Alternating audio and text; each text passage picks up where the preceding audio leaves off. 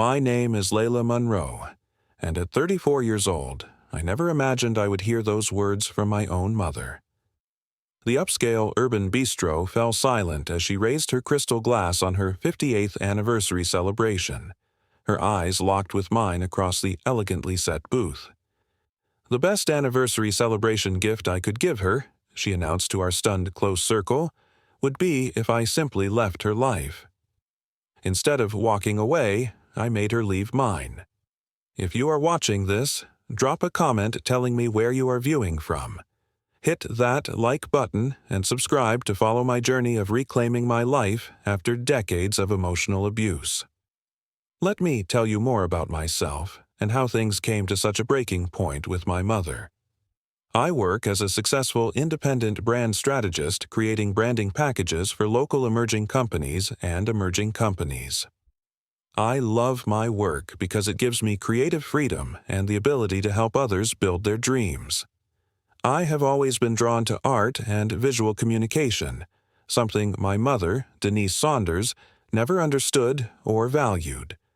Denise Saunders is 58 years old and works as a senior bank officer at one of the largest financial institutions in Boston. She has always been meticulous, demanding, and obsessed with appearances. Growing up, our house needed to be spotless whenever anyone visited. My clothes had to be perfectly pressed, and I was expected to achieve straight, as in every subject. Nothing less than perfection was acceptable in her eyes. My father died when I was 12 years old. He was a kind, gentle man who balanced my mother's rigid personality. He worked as an architect and always encouraged my artistic talents. When he passed away suddenly from a heart attack, he left us our family home in the suburbs of Boston and a considerable sum of money from his life insurance and savings. That should have provided financial security, but instead it became another tool of control for my mother. After Dad died, Mom became even more controlling. The tension in the kitchen was palpable. With its old cracked tiles and the fading yellow glow of the pendant light, it felt like a stage set for yet another painful performance. Ila Monroe stood there, tracing her finger over the imperfections, each mark a reminder of her father's unfinished handiwork. The scent of burnt toast wafted through the air, mixing with a sharp floral fragrance, her mother's signature perfume. It lingered like a ghost, an invisible thread that tied Ila Monroe to memories of suffocating perfectionism. Outside, the maple tree whispered in the cool breeze, rustling leaves that carried laughter, a stark contrast to the silence that enveloped Ila Monroe inside. There was nothing funny about the judgment weighing on her chest. Could the pressure to be flawless ever lift? Ila Monroe's teenage years were a maze of scrutiny. She couldn't attend a sleepover without an interrogation. Homework was subjected to a double-checking routine, first by her, then by her mother. Clothing wasn't a choice, it was a battleground of appropriateness. And amidst it all stood Denise, meticulous, demanding, always seeking the flawless, never allowing Ila Monroe's spirit to shine. The colonial-style house where she grew up, nestled on a quiet Brooklyn street, held memories like air holds humidity. It was a canvas painted with laughter from her father and the sharp strokes of her mother's disappointment. Every corner echoed with the juxtaposition of joy and pain. With each passing year, Denise compared Ila Monroe relentlessly with others, as if their achievements were proof of Ila Monroe's failures. "Why isn't your artwork more like that surgeon's daughter?" she'd ask, or, "Look at the son next door, Harvard material." When Ila Monroe got into Boston University with a scholarship for graphic design, Denise's reaction was a thunderstorm. "Shouldn't you aim for a more prestigious school?" Instead of celebrating, she found ways to diminish every victory. After college, the decision to temporarily return home was a strategic move to save money while launching her freelance brand strategy business. But could she carve out her own path, or was she still bound by the chains of her mother's expectations? As she built her dreams inside those familiar walls, the struggle for emotional autonomy grew fiercer. With each project, could she finally reclaim her self-worth? Emotions tangled in a delicate balance between the past and an uncertain future hung heavily in the air. It was time for change, and deep down, Ila Monroe knew she'd have to confront the very woman who had tried to control her life from day one. The fight for freedom and identity loomed ahead. Would she break free, or would her mother's shadow continue to loom over her? What I thought would be a one-year arrangement stretched into nearly 7 years. Each day I felt the weight of my mother's expectations pressing down on me. Denise would weave a web of guilt, reminding me how lonely she was, how the house felt too big for just her, how she worried about her health. Yet, in the same breath, she'd tear me down, criticizing my career choice, my appearance, my lack of a serious relationship. The financial situation became a minefield. The money my father left was in a joint account, but Denise held the reins. I had access, sure, but every withdrawal was met with a barrage of questions. "What do you need this for?" she'd demand while she splurged on home renovations and luxury vacations, dismissing my business expenses as frivolous. Trust? That was a distant memory. At 16, she invaded my privacy, reading my diary and punishing me for the normal teenage thoughts I dared to express. In college, if I didn't answer my phone quickly enough, she'd call my roommates, turning my life into a reality show. Even as an adult, living under her roof felt like being under constant surveillance.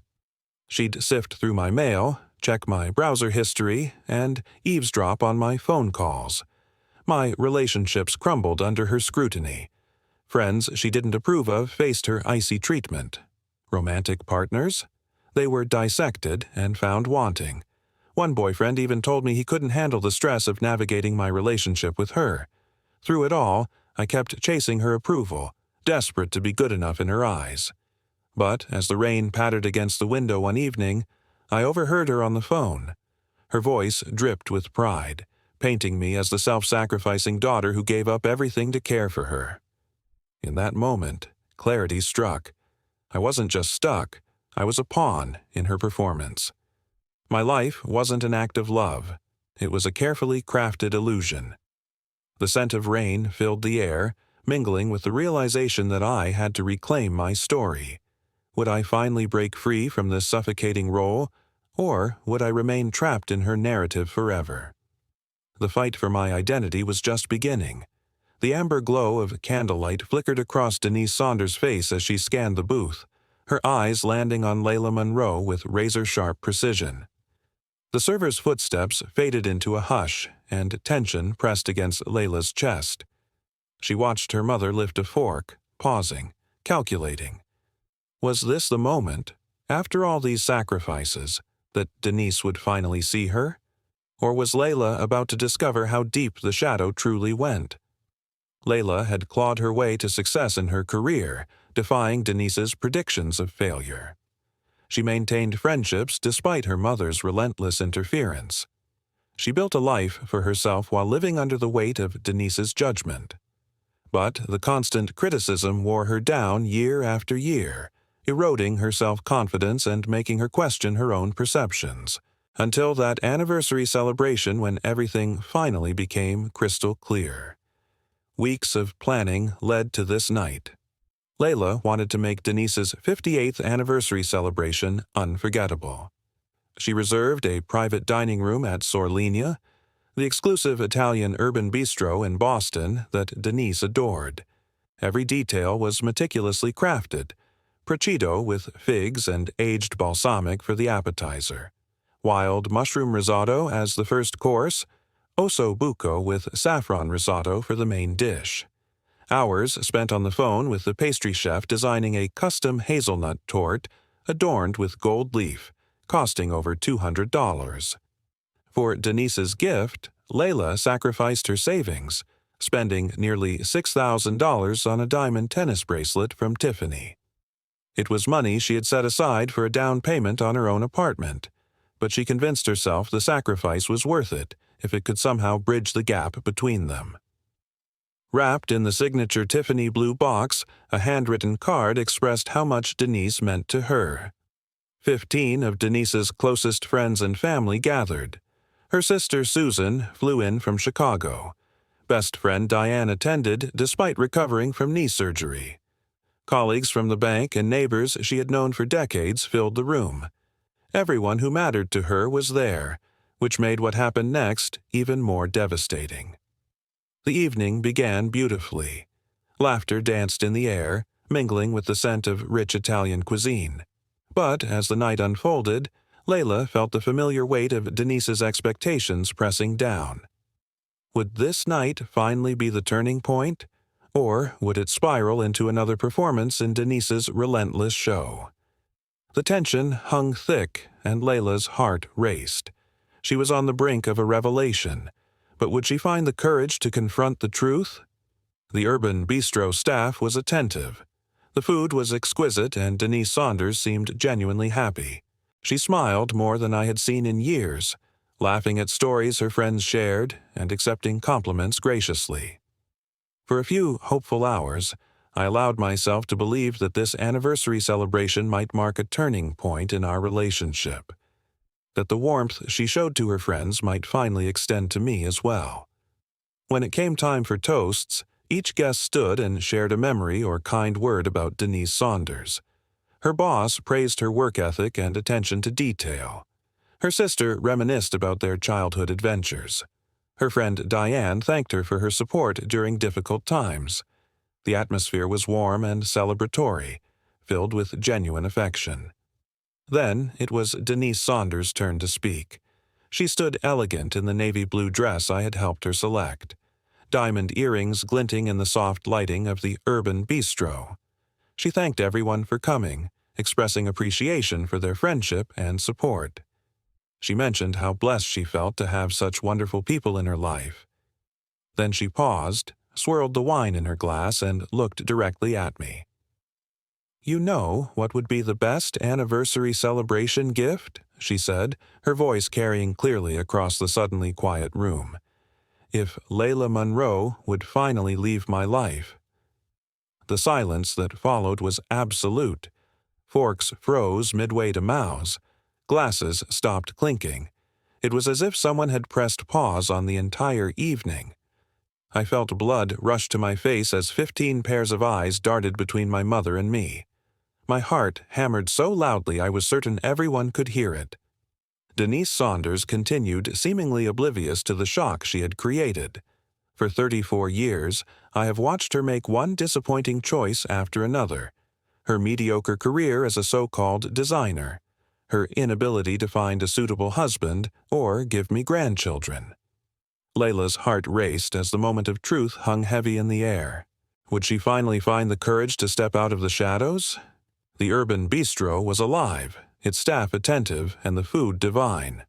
For the first time in years, Denise shone like a star, laughing with friends and soaking up compliments. Hope stirred in Layla's chest. Was this anniversary celebration the turning point she desperately longed for? As guests shared heartfelt toasts, a sense of warmth enveloped the room. Layla allowed herself to believe that the kindness Denise showed others would finally extend to her. Then all eyes turned to Denise as she stood, elegant in that navy blue dress they had chosen together. She glinted under the soft lights, her smile bright. But then, everything shifted.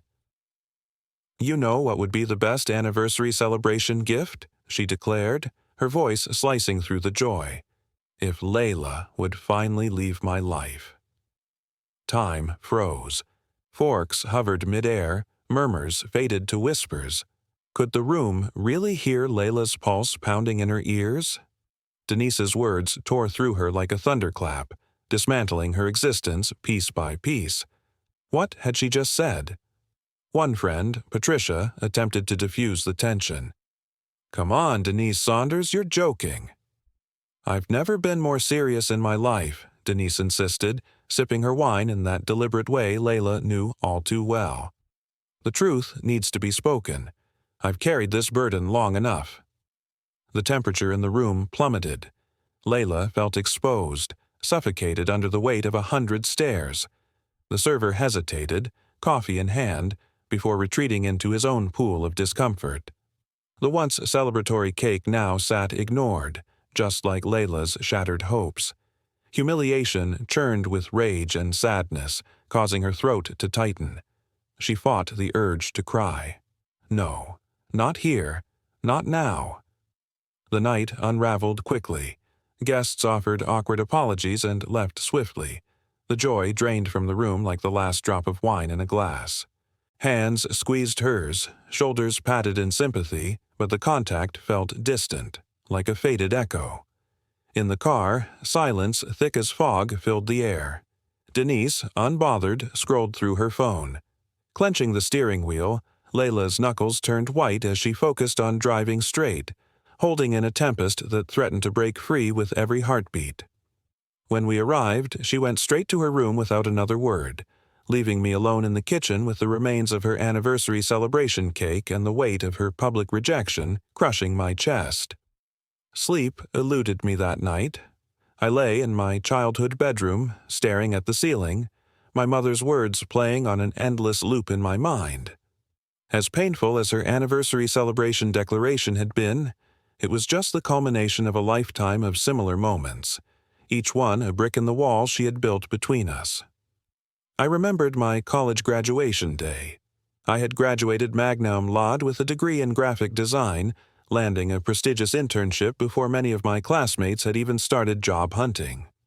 As families gathered on the lawn for photos, other parents were hugging their children, expressing pride and excitement for their futures. When I found my mother in the crowd, her first words were, "That useless art degree is going to leave you unemployed and living in my house forever." She did not even want a photograph together. 3 years ago, I landed my biggest client, yet a tech startup that hired me to create their entire brand identity. The project doubled my annual income and was featured in a design magazine. When I showed my mother the article, hoping finally for some acknowledgement of my success, she glanced at it briefly and said, "Lucky timing. They probably could not afford a real agency." Then she changed the subject to her friend's daughter, who had just made partner at a law firm. Then there was Jason, the architectural engineer I dated for nearly 2 years. He was kind, intelligent, and treated me with respect and affection. I thought he might be the one until the night he came to dinner at our house. Denise Saunders spent the entire evening subtly undermining him, questioning his career prospects, making thinly veiled comments about his modest background.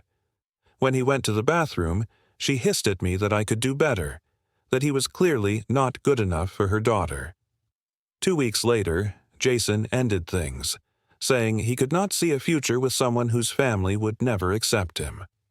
About 2 years before the anniversary celebration incident, I had finally sought professional help. My therapist, Dr. Lawson, helped me recognize the patterns of emotional abuse and control that had characterized my relationship with my mother throughout my life. He explained concepts like gaslighting, where Denise Saunders would deny saying hurtful things I clearly remembered, and emotional blackmail, where she would withdraw affection or threaten abandonment if I did not comply with her wishes. The sessions were painful but illuminating, helping me understand that the problem was not my inadequacy, but her toxic behavior. The morning after her anniversary celebration, I came downstairs to find Denise Saunders having breakfast, as if nothing unusual had happened. She was dressed for work, reading the newspaper, and eating her usual yogurt with granola. I stood in the doorway, waiting for some acknowledgement of the previous night's events, some explanation or apology. "Is there coffee made?" she asked without looking up from her paper. "Are we not going to talk about what you said last night?" I asked, my voice shakier than I intended. She flipped a page. "I do not know what you are talking about. If you have not made coffee, please do so. I need to leave for work in 20 minutes. It was such a classic example of her gaslighting that it almost made me laugh. Almost. Instead, I turned and left the house without another word, driving aimlessly until I found myself parked outside my friend Nicole's apartment building. Nicole and I had been friends since college. She had witnessed Denise Saunders' behavior firsthand over the years and had always provided a safe haven when things at home became unbearable. She was also a family law attorney, which proved invaluable in the weeks that followed. Over strong coffee at her kitchen booth, I poured out the entire story of the anniversary celebration dinner. Nicole listened without interrupting her expression, growing increasingly concerned. "This is beyond toxic, Ila Monroe," she said when I finished. "It is emotional abuse, plain and simple, and it is time for you to get out." "I know," I admitted. "I have known for a long time. But the house your father left to both of you," Nicole reminded me. "The house that, according to the documents you showed me last year, becomes solely yours if either of you chooses to leave permanently. Your father made sure you would always have a home, Ila Monroe." She was right. My father had been wise enough to include that provision in his will, perhaps sensing that the relationship between my mother and me might deteriorate after his death. I had never seriously considered enforcing it, always hoping things would improve naturally. That hope had died at Sorlina last night. Nicole helped me log into my banking app where we discovered something alarming. Denise Saunders had transferred $15,000 from our joint account to her personal account that morning. It was not the first time she had moved money without telling me, but it was the largest amount yet. "She is preparing for something," Nicole said grimly. "This is not random timing." As we talked further, a plan began to take shape. Denise Saunders had explicitly stated she wanted me out of her life, but legally, financially, and morally, I was not the one who should leave. The house was partly mine by inheritance. My business was established in Boston. My few close friendships were nearby. "You do not have to be the one who leaves," Nicole said, echoing my thoughts. "She said she wants you gone." "Fine, but that does not mean you have to go anywhere. Maybe it is time she experienced the consequences of her words." With Nicole's help, I began to see that I had options.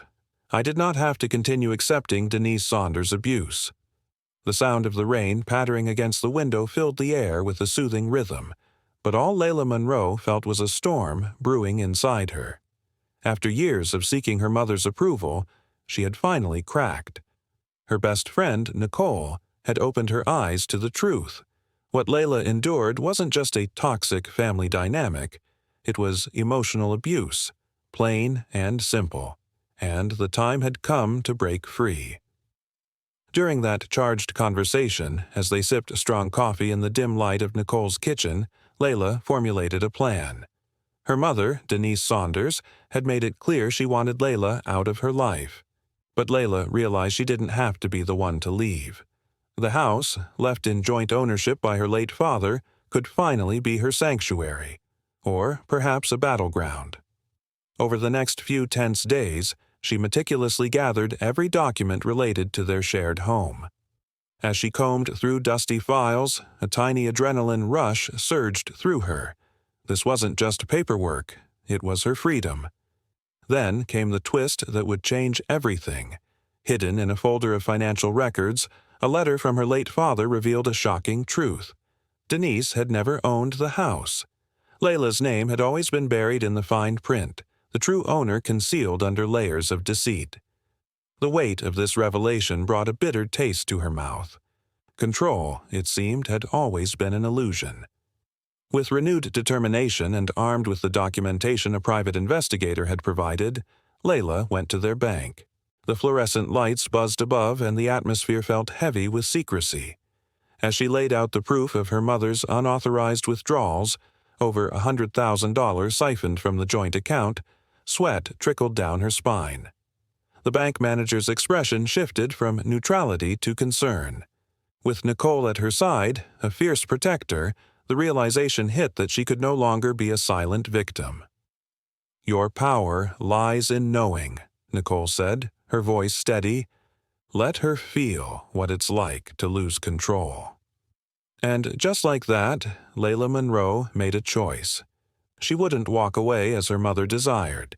Instead, she would reclaim her life, her home, the parts of herself that had been hidden for too long. As she stepped out of the bank, the air was heavy with possibility. Finally, it was time for Layla to take her life into her own hands. With a newfound sense of control, I opened an account in my name, fully. For the first time, my freelance earnings were entirely mine. The thrill of this financial independence hit like a lightning bolt, exhilarating, yet terrifying. But Denise Saunders, my mother, reacted like a storm brewing. 17 frantic calls flooded my phone when she found out she couldn't touch our joint account. I let them go to voicemail, braced for the chaos. "What do you think you're doing?" she fumed in the first message. By the 10th, threats of legal battles filled the air, and by the 15th call, her voice cracked with the weight of betrayal. "How could you do this to your own mother?" The manipulation was glaringly obvious now, twisting something deep inside me, but I knew I had to stand firm. The next day, while Denise was at work, I made my move. A locksmith changed every lock in the house, a task he approached with cautious skepticism. But armed with proof of Denise's past financial abuses, he started the process. The rhythmic sound of the drilling echoed as I breathed in the scent of fresh wood shavings. This was liberation. Simultaneously, I hired a security company. Cameras now surrounded the house, keeping watch like unseen guardians. Every rustle of leaves felt charged with tension, a reminder that any pushback might be documented. Alerts pinged to my phone, ready to capture any attempt Denise made to reclaim her control. That evening, Nicole visited, her fiery spirit a comfort in this storm. We rehearsed what I'd say when the inevitable confrontation occurred, going through possible scenarios. "You have every right to protect yourself and your home," she reminded me. "Denise's emotional abuse doesn't give her a pass to exploit you." I held those words close as the clock ticked down to our fateful showdown. "You are not being cruel," Nicole insisted. "You're reclaiming your life." I felt a burgeoning power within, ready to confront my past and seize my future. This was my moment. You're on a journey to reclaim your life, to garden moments of clarity among the chaos. That streetlight flickered as dusk settled, casting long shadows that danced eerily across the living room.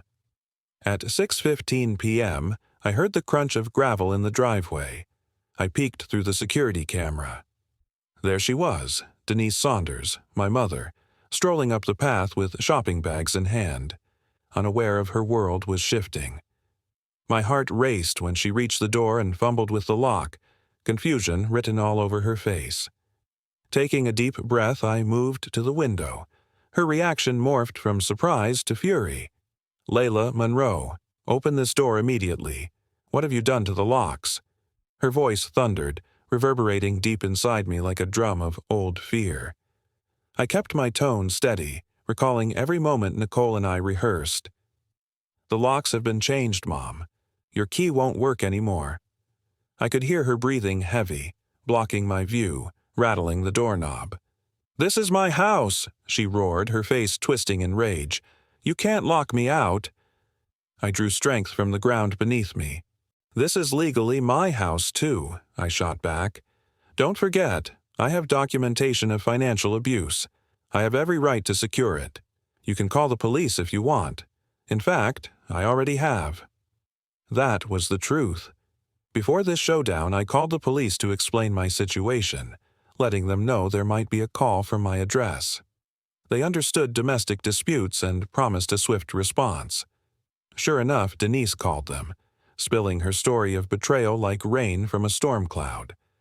When the officers arrived, she launched into a performance of maternal distress, tears streaming, hands trembling. "My ungrateful daughter has locked me out. I fear for my safety. She's unstable." But I held my ground, inviting the officers inside. I was ready to present my evidence, the culmination of years battling emotional turmoil. With every page I handed over, a renewed sense of purpose surged within me. This was my moment. Freedom beckoned, the deed showing joint ownership, the bank statements showing unauthorized withdrawals, the provision in my father's will regarding sole ownership if one party chose to leave. I played the recording of Denise Saunders' anniversary celebration speech where she clearly stated she wanted me out of her life. The officers exchanged glances as they listened. "Ma'am," one officer finally said to Denise Saunders, "this appears to be a civil matter, not a criminal one. Based on the documentation we have seen, Miss Spencer has legal right to be in this property. We cannot force her to allow you entry." "But my clothes, my personal belongings," Denise Saunders protested. "I am willing to let you collect essential personal items," I said with the officers present as witnesses. The look Denise Saunders gave me contained more hatred than I had ever seen directed at anyone, let alone from a mother to her daughter. But with the police watching, she had no choice but to agree to my terms. I stood silently as she filled 2 suitcases with clothing, toiletries, and personal documents from her bedroom. The officers remained present the entire time, ensuring the process remained peaceful despite the palpable tension. When Denise Saunders reached for a small jewelry box containing pieces that had belonged to my grandmother, I quietly pointed out that those were family heirlooms that belonged to both of us. After a moment of tense silence, she withdrew her hand. As she prepared to leave, Denise Saunders suddenly shifted tactics. The anger drained from her face, replaced by an expression of wounded vulnerability I had seen many times before.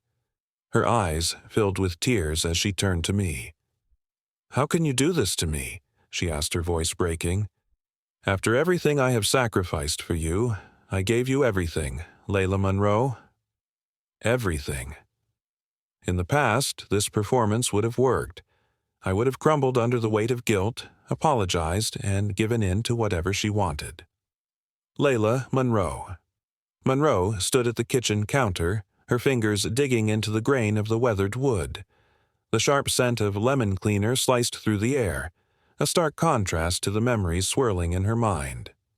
Outside, the crisp command of Denise Saunders' voice floated in from the garden, each syllable taut with expectation. "Weed that patch, Ila Monroe." The tension wrapped around her ribs like vines, squeezing tighter with every word. She could almost feel the chill of Denise Saunders' disappointment from those long-ago afternoons. A crooked row, a missed leaf, those tiny missteps would send a shiver down her spine. The weight of perfection hung heavy in the air, a constant reminder of her mother's meticulous demands. But today was different. Today, Ila Monroe was ready to reclaim her life. Flashback to the urban bistro, where Denise Saunders had delivered her anniversary celebration speech with a smile that didn't reach her eyes. "The best gift you could give me is to leave my life." Those words echoed in Ila Monroe's mind, a haunting melody of rejection. "I'm giving you what you asked for," she whispered, her voice steady. "You wanted me out of your life. Now, I'm removing you from mine." The officers stood by, witnesses to this pivotal moment. As Denise Saunders packed her belongings, the tension crackled in the air. Ila Monroe felt a mix of triumph and fear. What would life look like without the shadow of her mother looming over her? When Denise Saunders' tears flowed, Ila Monroe felt the familiar tug of guilt. "How can you do this to me?" Denise Saunders' voice broke, a performance she had seen countless times before. But this time, Ila Monroe stood firm. "I'm not the one who needs saving," she replied, her heart racing. As Denise Saunders drove away, her taillights fading into the distance, a wave of silence washed over Ila Monroe. For the first time, she was truly alone in her own home. The silence was both a blessing and a challenge. What would she do with this newfound freedom? Days passed, and the storm of Denise Saunders' retaliation began. Family members called, expressing concern over Ila Monroe's mental health. "Are you okay?" her cousin Thomas asked, worry lacing his voice. "Maybe you should talk to someone." Ila Monroe felt the weight of their concern, but she also felt something else. Strength. She was no longer the girl who crumbled under pressure. She was ready to fight for her truth. As she faced the chaos Denise Saunders had unleashed, Ila Monroe knew one thing. She was finally free to discover who she truly was. And that journey was just beginning. Each conversation required patient explanation, and in some cases sharing evidence of Denise Saunders' behavior that I would have preferred to keep private. The situation worsened when Denise Saunders began contacting my clients. As a freelancer, my reputation was everything. When she reached out to the marketing director at Horizon Tech, one of my largest accounts, suggesting that my personal problems might affect my work reliability, they put our upcoming project on hold, pending resolution of personal issues. It was a significant financial blow at a time when I was already dealing with legal and emotional stress. 3 more clients distanced themselves after receiving similar calls or emails. One specifically mentioned not wanting to get involved in family drama. My carefully built business was suffering, and with it my financial stability. There were moments when the pressure felt so intense that I considered giving in, allowing Denise Saunders back into the house and my life just to make the nightmare stop. During one particularly low moment, I found myself searching online for support groups related to family estrangement and emotional abuse. That was how I found the forum, Healing from Toxic Parents, and through it, Olivia. She had experienced a similar situation with her mother 3 years earlier and understood exactly what I was going through. Our first video chat lasted 4 hours, with Olivia listening, validating my experiences, and offering practical advice based on her own journey. "The smear campaign is textbook," she told me. "My mother did the same thing. She contacted my boss, my friends, even my dentist. It feels like your whole world is collapsing, but I promise you it does get better. The people who matter will see through it eventually." Olivia recommended Dr. Margaret Winters, a psychologist specializing in family trauma and emotional abuse. Dr. Winters offered virtual sessions which fit my unpredictable schedule and increasingly tight budget. Ila Monroe sat alone in that sterile office, the scent of antiseptic mixing with the faint whiff of rain wafting through the slightly open window. Clenching Nicole's letter, panic surged within her. The attorney's accusations danced around her like ghosts, and then she noticed it. A tiny detail laced with dread, something only Denise Saunders would know.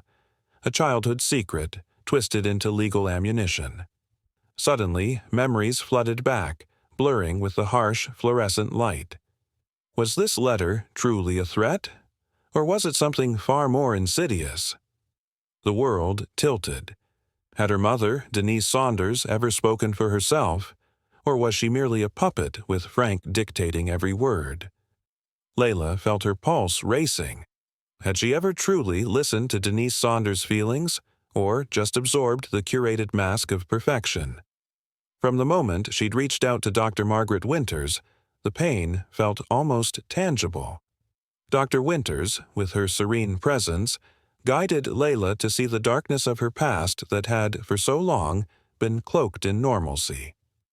"What you're experiencing now is an extinction burst," Dr. Winters said, her voice steady despite the storm brewing inside Layla. "When someone loses control over a victim they've manipulated for years, they often escalate dramatically before surrendering." Denise Saunders was pulling out all the stops, sensing her influence slipping away. Just as Layla thought the tide had turned, she learned that Denise Saunders had hired Frank Wilson, a tenacious family attorney. Suddenly, the stakes became deadly serious.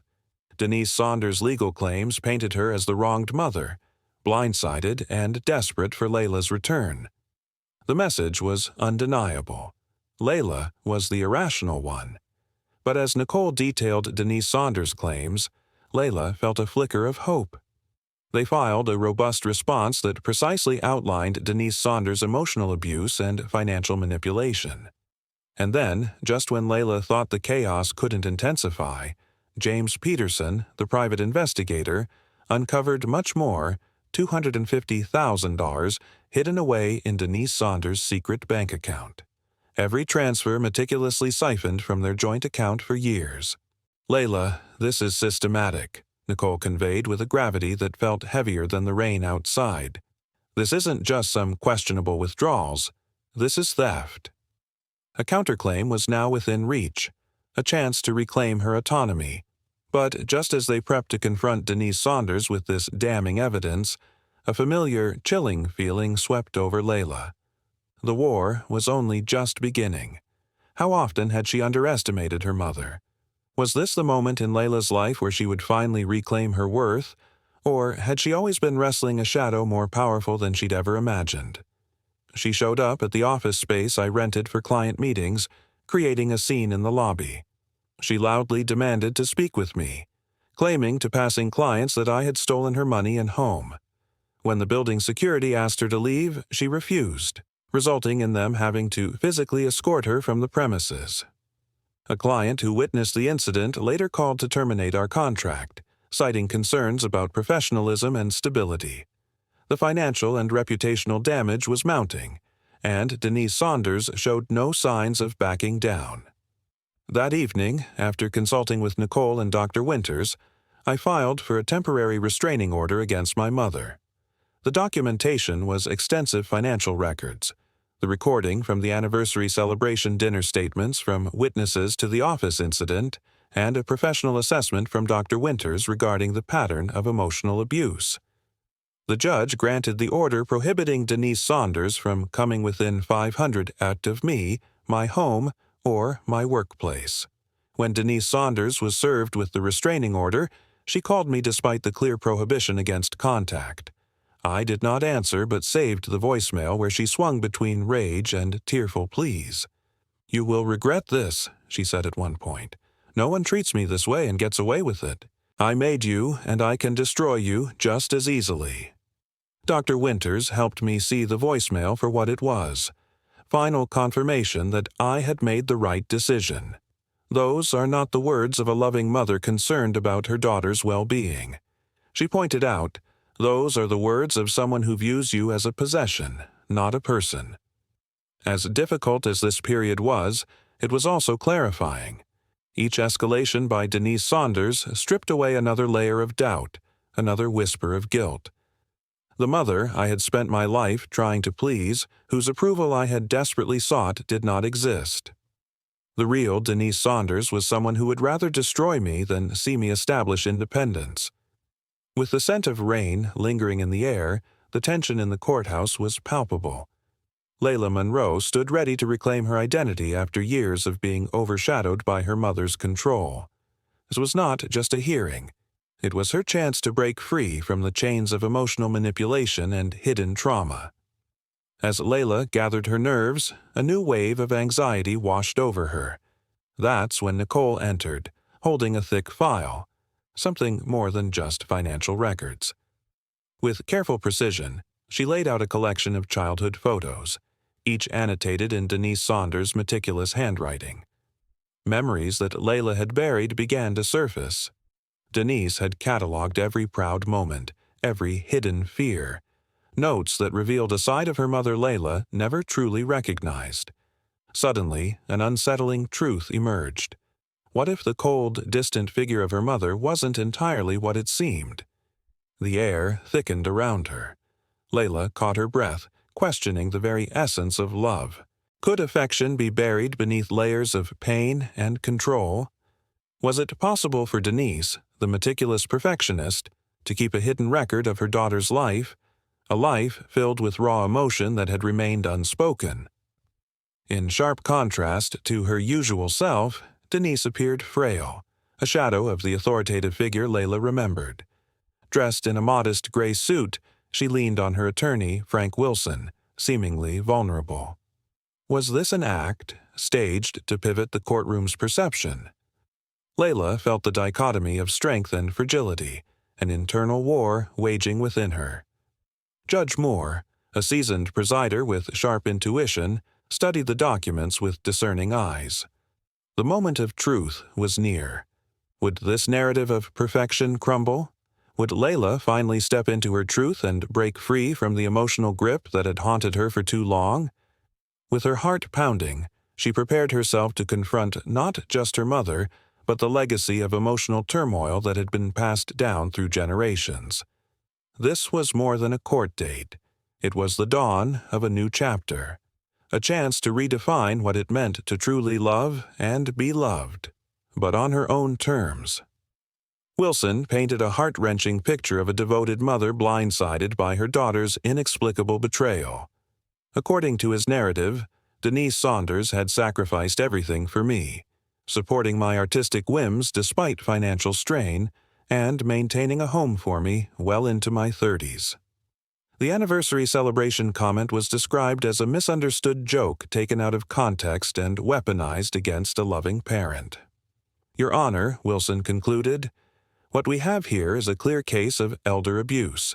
Miss Spencer has forcibly removed her 58-year-old mother from her own home, cut off access to joint funds that Denise Saunders Spencer primarily contributed to, and manufactured allegations of abuse to justify this unconscionable behavior. We ask the court to immediately restore Mrs. Spencer to her home and access to her financial resources. When it was Nicole's turn, she methodically dismantled this narrative.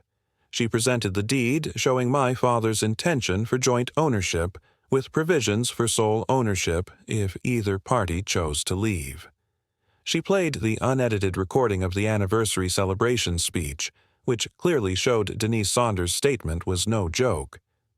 The bank records revealed a pattern of Denise Saunders systematically diverting funds from our joint account to her secret personal account over many years. Olivia testified about the similarities between Denise Saunders' behavior and her own mother's, explaining the common patterns of narcissistic abuse. Two former friends of mine described witnessing Denise Saunders' controlling behavior and belittling comments throughout my life. James Peterson presented his findings about the hidden account and the misappropriated funds. Dr. Margaret Winters provided expert testimony about the psychological impact of long-term emotional abuse and financial control. The sound of clinking glasses still rings in Ila Monroe's ears.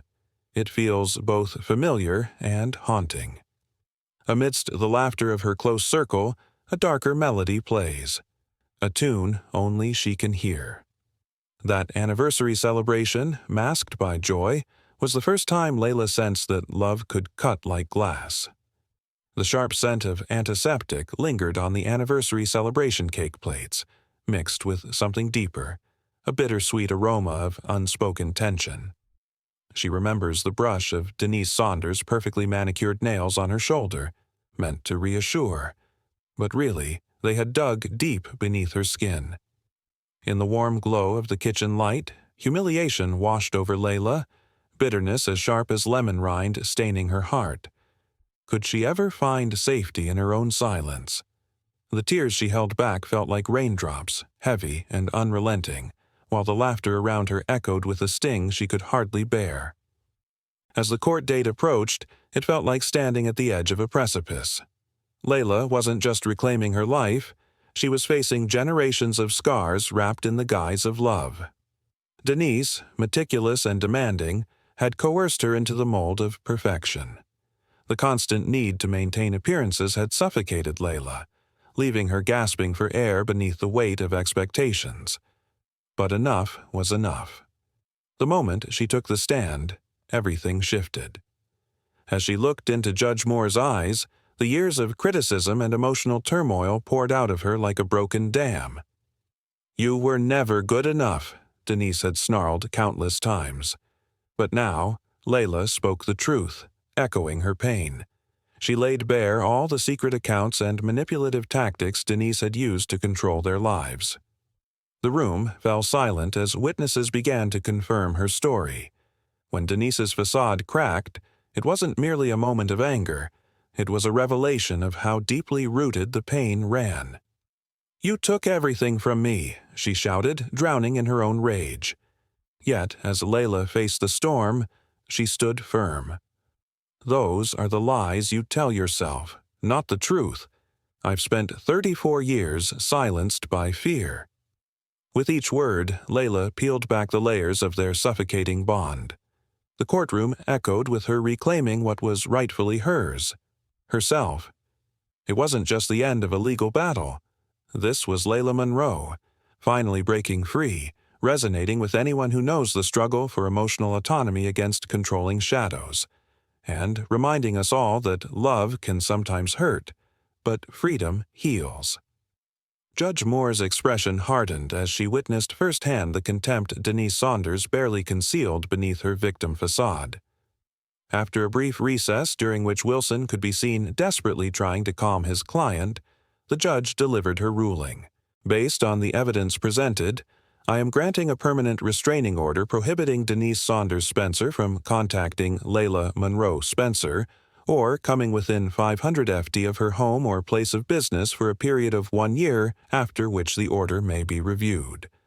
Additionally, I find that the property at 42 Maple Street legally belongs to Ila Monroe Spencer in accordance with the provisions in Harold Spencer's will. Judge Moore continued addressing the financial matters regarding the funds withdrawn from the joint account. Denise Saunders Spencer is ordered to return $175,000, representing Ila Monroe Spencer's portion of the misappropriated inheritance within 30 days. Failure to comply will result in additional legal action and potential penalties.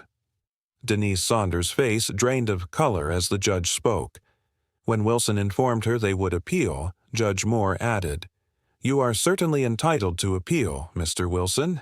However, I suggest you advise your client that any further attempts to contact Ms. Spencer directly to disparage her to clients or associates or to violate the terms of this restraining order will be viewed as contempt of court and dealt with accordingly." As we left the courtroom, Denise Saunders caught up to us in the hallway, ignoring the restraining order that had been issued minutes earlier. Wilson tried to pull her back, but she shook off his hand. "This is not over," she said, her voice low and intense. "You think you have won, but you have no idea what you have done. You will regret this, Ila Monroe. When you are alone with no family, no support, you will remember this day and wish you had never started this." I looked at my mother, really looked at her perhaps for the first time. The late afternoon sun cast long shadows across the worn porch, dust dancing like whispers of bygone days. Leaning against the door, Ila Monroe feels a mix of dread and hope blooming in her chest. Is crossing that threshold an escape, or will it pull her back into the clutches of her mother, Denise Saunders? Just then, her phone vibrates, a familiar name lighting up the screen. Does she dare answer? What comes next could change everything. I saw the anger ripple across Denise's face, her need for control suffocating any glimmer of respect for me as an individual. A surprising wave of pity washed over me. I've known loneliness under her roof, trapped in a web of emotional chains. As I turned away, I fired one last arrow. "You craved a gift, Mom. Your wish was for me to leave your life. Consider this me giving you exactly what you asked for." Nicole, my friend, led me away as I heard Denise's lawyer struggling to soothe a storm brewing within her. I kept my eyes forward. As I stepped out onto the courthouse steps, it struck me. This time, I was striding toward something new, not fleeing from something old, and that made all the difference. 18 months have passed since that pivotal day. The house on Maple Street stands unchanged, yet everything feels different. I painted the walls in shades my father would have adored, vibrant terracotta in the living room, soothing sage in the kitchen, and bold teal in what was once Denise's domain, now my sanctuary. Each brushstroke felt like a victory, a way to reclaim myself, splashing over memories of harsh words with colors that spark joy. My graphic design business emerged from the wreckage, reborn. Once plagued by turmoil, clients drifted away due to Denise's manipulations. But resilience worked its magic. Loyal customers spread the word, and soon I was on the upswing. I expanded my services to include brand strategy consulting, opening doors I never thought possible. Just 6 months ago, I took a leap and hired my first employee, an ambitious graduate who reminds me of my younger self. This time, she has the guidance I never had. But as I sit in my vibrant office, the phone vibrates once more. A familiar name flickers on the screen. A chill runs down my spine. Is Denise still trying to reach me? Will she ever truly let go? An unsettling thought grips me. Has the battle truly ended? The scent of lemon cleaner invaded the kitchen, a sharp reminder that the past is never far away. Ila Monroe's knuckles throbbed as she scrubbed the countertops, each stroke tinged with tension. Denise Saunders, her mother, watched with a relentless gaze that felt like an executioner's sentence. Every missed spot magnified her anxiety, her heartbeat echoing in her ears. It's odd, isn't it, how a simple smell can reel you back into a memory. Years later, that same scent could anchor her in an instant, a mix of longing for validation and bracing for hurtful words. Through therapy with Dr. Winters, I unearthed the complex grief of losing a parent who remains alive but cast a toxic shadow. The guilt ebbed and flowed, clawing at my resolve. Healing isn't linear, she'd remind me, her voice calm amidst my storm. Each setback didn't mean I'd made the wrong choice. I learned to name the patterns rooted in my childhood: excessive apologies, seeking approval, doubting my perceptions. 8 months after that pivotal courtroom moment, I crossed paths with Daniel at a charity event for arts education. His quiet confidence struck me, a welcome change from the chaos I'd known. Conversations flowed, revealing our wounds and wishes. "I understand the feeling of always watching for disapproval," he said softly. His honesty calmed my racing heart. As we dated for 10 months, I found a relationship grounded in respect. Daniel supported my independence, standing by me as I crafted my life anew. The vibrant office where I worked buzzed with energy. I'd transformed the past into something beautiful, reflected in the colors splashed on the walls of my home. Yet, as my phone vibrated, a familiar name flickered on the screen, triggering an avalanche of memories. Denise. Had she come to claim me again? Would this battle ever truly end? A chill ran down my spine. Maybe. Some battles never really close. Would she ever let go? Ila Monroe sits quietly in her garden, fingers brushing against the freshly sprouted basil, the air alive with the scent of rain after a long day. The distant laughter of her neighbor Elijah rings out, a stark reminder of the joy she craved. But suddenly, a letter appears, slipped under the gate, from her mother, Denise Saunders. Layla's heart races as she picks it up, the handwriting almost unrecognizable and shaky. Wasn't this the woman who had spent years molding her into a version she could control? As she unfolds the paper and begins to read, the expected coldness metamorphoses into something entirely different: vulnerability. Denise, the imperious figure of her childhood, confesses her fear and isolation, shattering the once clear narrative of the villain mother. Who is the real captive here? The words echo in Layla's mind, unsettling the foundation of her perceptions. How could the woman she rejected now be revealing her own scars? Each sentence draws her deeper, the weight of Denise's loneliness pressing against the walls Layla built to protect herself. The air thickens as the perspective shifts. Was it Denise pulling the strings, or was Layla, in her fierce quest for freedom, losing sight of the mother beneath the facade of perfection? Healing isn't a straight path, Layla realizes. It's messy, it's layered. For the first time, she feels free from the constraints of her past. Yet this revelation both sparks hope and fear. How do you reconcile with the woman who once wielded emotional control like a weapon? Every memory of Denise floods back, girls playing dress-up to fit in with her high expectations. The guilt and turmoil that once robbed her life now feel like ghosts retreating into the shadows. As she processes this new complexity, Layla understands that true love isn't about control. It's seeing another person as they truly are, accepting their flaws and supporting each other's growth. With each garden visit, every day filled with laughter and the comfort of true friends, Layla learns to reclaim her autonomy. The vibrant colors of her life become richer, more vivid. Yet, the looming specter of Denise still hangs in the air, like a distant storm threatening to break. Will the past fade away, or will it always linger in the petals of her garden? My mother never truly loved me. She loved the idea of a daughter, a living canvas for her perfection.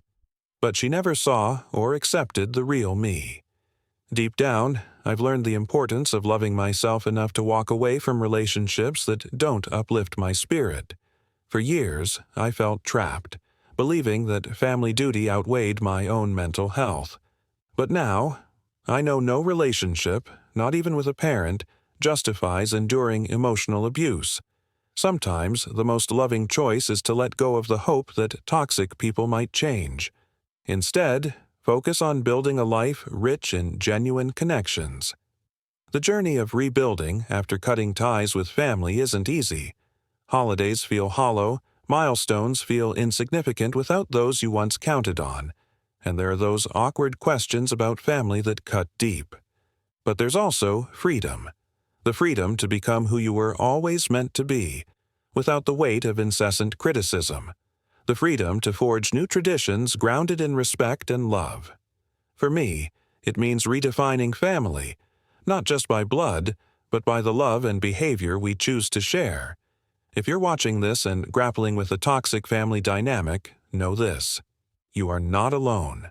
The choice to set boundaries, whether that involves a temporary distance or a full break, is intensely personal and often misunderstood. Only you truly know the nuances of your situation, and only you can decide what contact feels right for your well-being. Have you ever faced a tough decision to safeguard your mental health, even when others didn't understand? Share your story in the comments below. Sometimes, just knowing others have walked a similar journey can validate your choices.